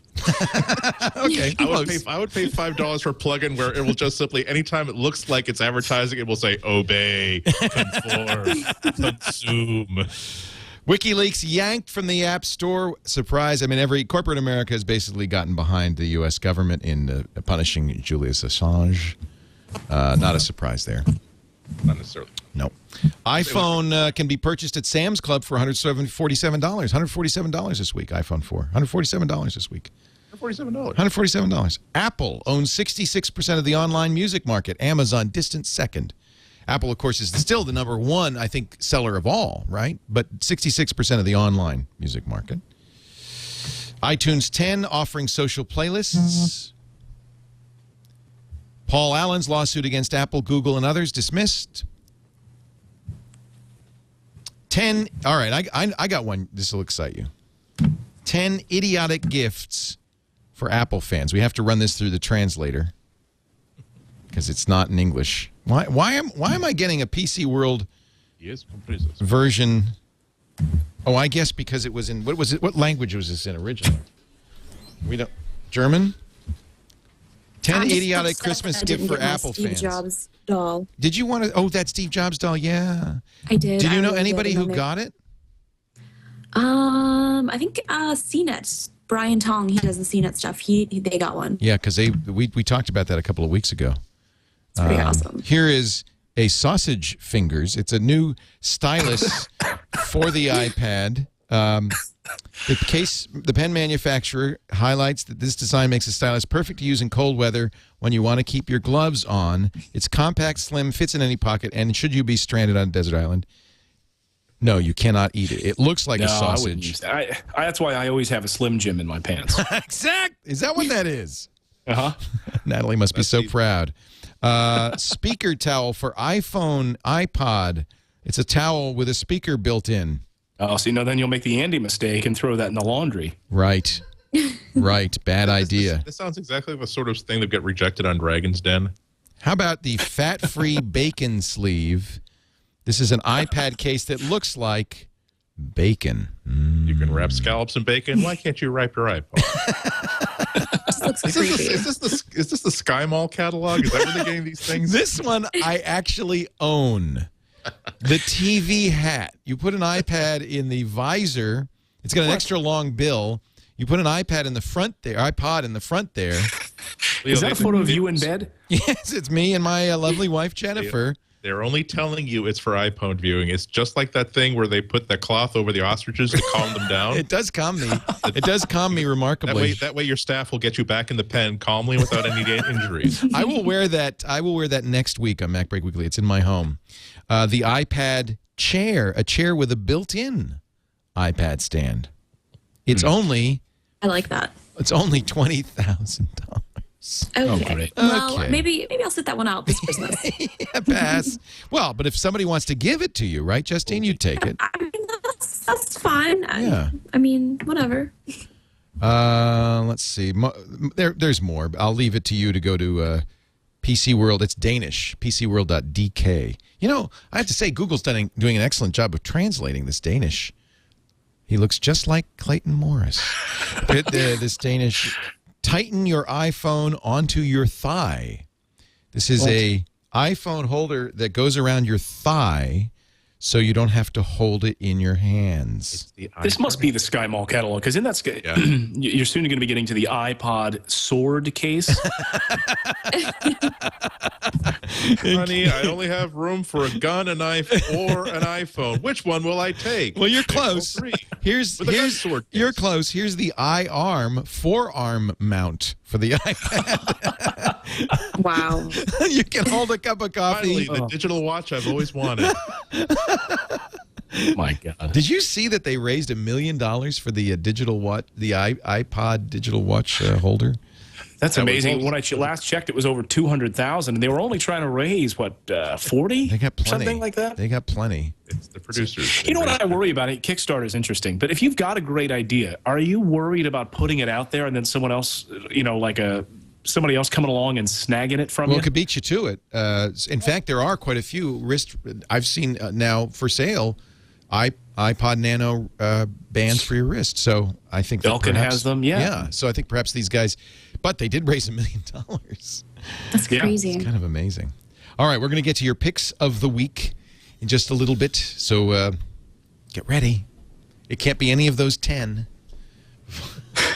I probably ran through them so fast you've all gone, oh, I don't have any picks anymore. I got a pick for you.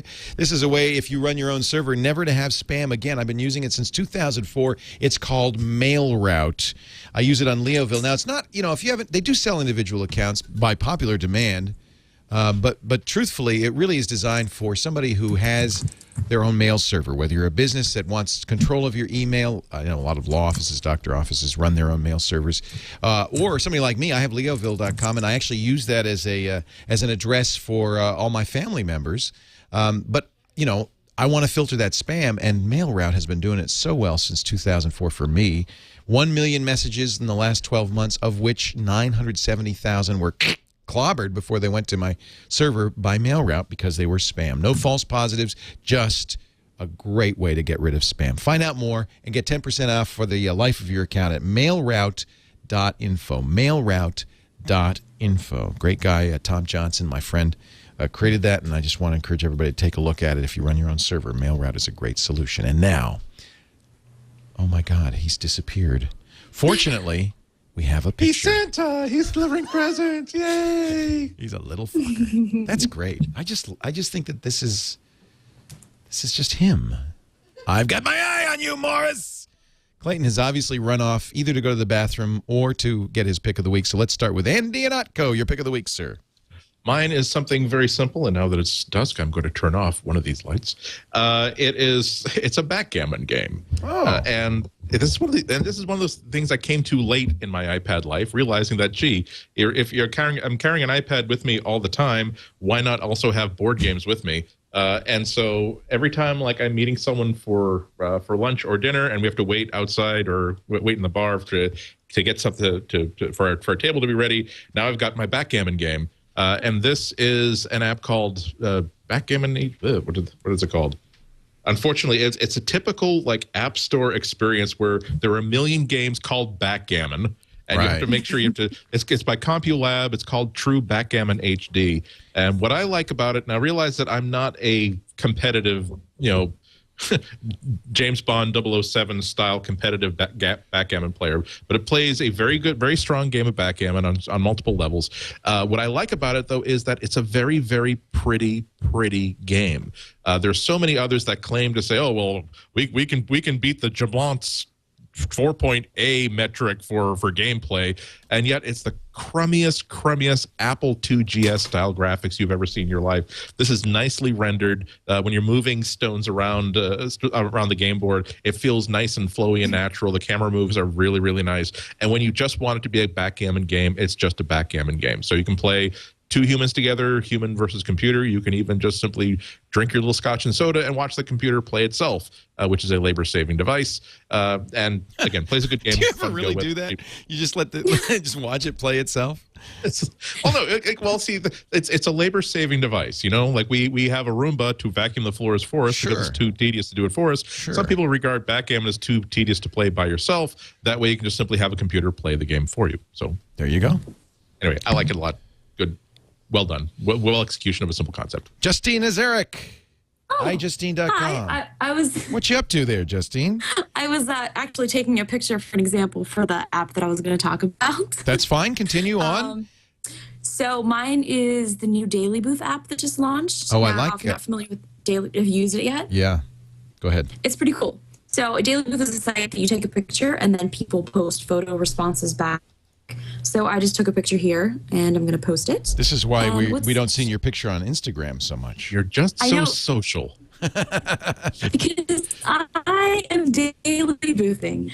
And so what's cool about Daily Booth is, a lot of people that watch my videos and stuff don't necessarily speak English, and they can't type English as well. So with a picture, people can pretty much just share anything. You can get emotion, and that's what I really love about Daily Booth is because people are posting pictures and you're responding back. But what's cool about the new app that just launched is they have this ghosting feature. So you can, let's see if it work here. My parents have really bad Wi-Fi. So this girl, she posted a picture, and there's I'm gonna post my little photo response. So you can take a picture with her picture, or? Yeah, so it'll put her picture. And your response is kind of inset into it? Oh yeah, I could see on the web page, I could see that happening in some cases. It's kind of cool because so you just try to like mimic people and sort of try to take the same picture. That's kind of cool. Yeah, and so this would be a good choice instead of Instagram. I like the live map on the website, which is kind of like Twitter Vision, only with pictures. And what's cool is they have a live feed. So I spend a lot of time just sitting there watching people live booth, and then you can booth back to them. So it's a cool way to just interact with new people. And pretty much people take pictures of themselves. Is that mostly the... Yeah, see, what I think is different between Daily Booth and Instagram is something that people... Take pictures of stuff. Pictures of things, whereas Daily Booth is more sharing, a little peek into your daily life or your friends and interacting. Whereas Instagram is things. Right. So it's fun. Thank you, Justine. And now, Clayton Morris with his pick of the week. there were I was sort of torn because I feel like in the past few weeks, and back me up on this or don't, it's up to you, that there have been a lot of my favorite apps have gotten some really nice upgrades. Like Flipboard has a really nice layout now where I don't have to jump to the internet to read and look at some of the different that was actually going to be my pick, so don't mention Flipboard. Oh, I won't mention that app at all. I hate it. Hate it. No, but a whole host of other. The Economist app. I love the Economist app. Because, now it not only has the full audio book of the Economist, which is great for like a 2-hour-long drive. Just plug it into your Ford, plug it right into your audio jack. Now that's free if you have are a paper subscriber, right? So that's a good. I like it when they do that. I wish that more people would do that. And they added some functionality now. Before you had to leave the screen on. Now they've allowed you to turn off the iPad, that's good. So you're not wasting battery and 30 seconds reverse. But so I felt like there were a couple ones that I really liked that were jumping back. But I must say, I wanted to show off because I've been driving a lot lately. Yes. And I've been testing out iRadar's Cobra app. You have a radar detector in your iPhone? In the iPhone 4, and it has an incredible layout. You switch and it pairs over Bluetooth with your radar detector. It saved me from no fewer than like five different tickets already. Wow. It is fantastic. So if you're a lead foot, but how does it detect radar? Well, you have the radar detector. It comes with a radar detector. Oh, I see. So there's a physical device. Physical device in your car that pairs over Bluetooth with this great app, and you can both set it to highway or city mode. And as you're driving, you can set all the settings. So if you're in a state that doesn't have, for instance, K-band or X-band or some of these other different types of radar, I leave them all on because I don't want to be in the wrong area where. And I drive through like 3 states, from New York and New Jersey and Pennsylvania. It does such a great job of picking up. The radar detector itself is top notch, and it's doing such a great job of picking up radar from whatever it happens to be. You can switch it from highway to city mode. So when you enter a city, it's much more tight, I guess. It's closer to your car because you're going to be getting microwaves. You're going to be getting all kinds of other interferences. So you can switch the modes, and it has a much wider distance when you're in highway mode. Also, this is showing 0 miles per hour right now, but if I were driving it, you mount this right to your car's in-car dashboard, and it'll show you how fast you're going. That's pretty cool. So it's using the iPhone's GPS, and it's great. I mean, it really is. How much is the hardware and software? The hardware, I think, is a little over $100 for the radar detector. And you do itself. need that to use this. Yeah, and the software is free. Cool. The app is a free download, and it's great. And plus the plug-in, you can plug right into it too. They made the hardware; they were smart about it because they know that it's going to eat up a lot of battery life. So you can actually plug in the dock connector right into the iPad cord as it plugs right into the cigarette lighter, so that you're not having to run down the battery it's running. You could drive the speed limit. Oh, Leo. And that's free. Don't be silly. I should point out that that is illegal to have in some states. And one state, I think. I think it's only Virginia. Okay. Yeah. Only in Virginia. So offer void where prohibited by law. I thought California banned radar detectors. Is that not the case? I guess not. According to iRadar, no, it's not the case. Washington, D.C. and Virginia. What's also, I forgot to mention, what's also great is you can set alerts. So you can actually like a spot. Like if you had passed by a speed trap, you can just hit the little button on there. It'll mark it. So you'll remember where certain speed traps are hidden. It also sort of crowdsources it too. And what happens when you get stopped by the highway patrol and they see that? Do they get upset at all? I'd quickly disconnect it and throw the phone in my pocket. I would throw it out the window. My usual answer is to give them the technology demo and get them so engrossed in it they forgot why they pulled you over in the first place. I have gotten out of tickets by one ticket in my life by explaining how GPS worked. That was early in my driving career. No, officer, I'm not watching TV while I drive. It's Wait a actually minute, you mean that it's talking to satellites? Well, it's not two-way. It's actually like a low bandwidth low. It was better. I would have given you the ticket, to be honest with you, right there. Well, it helped that I was driving a real piece of junk. That he said, you know what, you probably can't afford the $45 anyway. Who are we kidding? No more watching TV. I really do have to go. Thank you very much. Always a great show. Merry Christmas to all, and to all a good night. Good night, Andrea Notco from the Chicago Sun-Times, CWOB.com. And nice hat. Take care.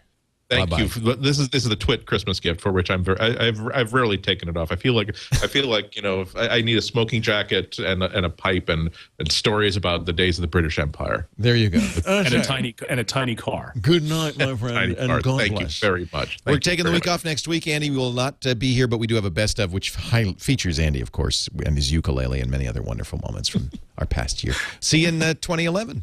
Happy holidays. See you next year. Happy holidays. Bye-bye, Andy. I'll briefly mention my pick of the week because you mentioned it, Clayton, but it is Flipboard. And we've talked about Flipboard. It's been a pick before, but Flipboard is updated now. And I think the new updates are really fantastic. You have many more choices for contents, including your own feed from Google Reader, finally, which means you can have quite a bit of content in there. And they've had some special publishers who are designing Flipboard content, which I think is very interesting. These are their partners. ABC, right? Yeah. ABC has some. Yeah. San Francisco Magazine. Sports Illustrated Swimsuit All Access. So that's kind of interesting. I think Flipboard has become more and more just the must-have iPad application. If you haven't used it, it's really fantastic. It originally was designed to follow people's Twitter feeds and put the content from the links in the Twitter feeds into a magazine form, but it's now really become a whole lot more than just that. And I also love, I love what I was going to say, and then I stopped myself because it was your pick. But no, when you pick an article, when we're in a particular article, instead of having to open Safari or read on the web, it now is pulling that at the bottom of the screen for each article, which I think is great. And then that way it's sort of streamlining the process. So if you were to tap on, I'll just tap an article and then it opens it up like that. And then you're saying if I go below it, it's now here. It hasn't loaded yet, but it will. Is that within every content provider, or are there those specific content providers? You'll see the full article. It may take a few seconds. This is The Economist, and they've been around for a while. Let me go to one of the, let's say, Flip News, which is one of their own contents, and hit one of this and see what happens. If it loads. I know that it was working on the Twitter feed. It may be slow loading, and that's all it is. But yes, you're right. It's become you don't ever really have to leave it to read the articles. It's really become a very useful resource. Let me ask you, though, with the Google Reader integration, do you feel like that it's become too cluttered? I don't turn it. It's funny. I was excited, and then I didn't turn it on because I have too many feeds in there. Yeah, and it's just too much to look at. It's too much sit content. back on the couch and glance and to stare at this thing this way. So you put the big ones in there. You put Boing Boing in there. Here's San Francisco. This is one of the partners. The San Francisco Chronicle is one of the partners. So they've actually designed their content for Flipboard, and you can see already that it's kind of. Here you go. This is what you were talking about. It's going to now load the actual newspaper article in there, which is kind of cool. And you zoom it up. So if you're using one of the contents, of course you get the ads, but if you're using one of the content partners, there you go. So you do need to do that to get the example. That's pretty cool, I have to say. Yeah, I love that. I love Flipboard. Really nice. So if you haven't tried it, it's free. If you have it, make sure you do the update because it just came out a few days ago. It's the new Flipboard. Huge improvement. Already a great product. Justine Azarek, have a great time in Pittsburgh with your family. We're so glad you could join us on the holidays. Yes, and I will see you at CES. And we'll see you at CES. Please be part of our broadcast from CES. I will be there. Yeah. We just think the best of you. iJustine.com. Everybody go there, watch her videos, and enjoy. Happy holidays, Justine. You too. And Clayton, I know you weren't feeling too well, but I do thank you so much for joining us. Absolutely. Always a pleasure. Pleasure. Yep. Please give my regards a great time. to Natalie and Miles. You're going to have a nice baby's first Christmas is always fun. I know. I can't wait. And you buy them the gifts, and they don't know. Care. They don't know. He'll be what? You just do it for yourself. He'll be what? 2-3 months old at Christmas. He'll be almost 5 months old. Wow. He was born on the 26th of July, so he'll be almost 5 months old. Yeah. Well, all the best. Happy holidays, all of you. Thank you all for joining us. We'll be back, as I said, in 2 weeks. Next week, a best of. You voted on the best MacBreak Weekly moments, and there's some really good ones. And then we'll be back on Tuesday, which is January 4th. And then we go to CES, and we're going to have an amazing bunch of stuff from CES all for the rest of that week. So we'll see you there at live.twit.tv. Thanks, everybody, for joining us. Now you get back to work. Break time is over.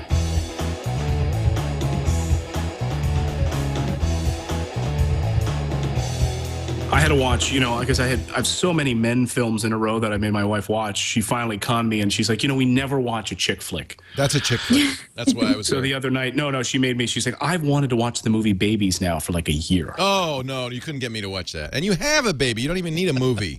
I'm like, do we need to watch a movie about babies in Mongolia? We've got a baby right in the other room. Right. What's the point? Just because we don't have a goat licking our baby's head. So did you watch it? Oh yeah.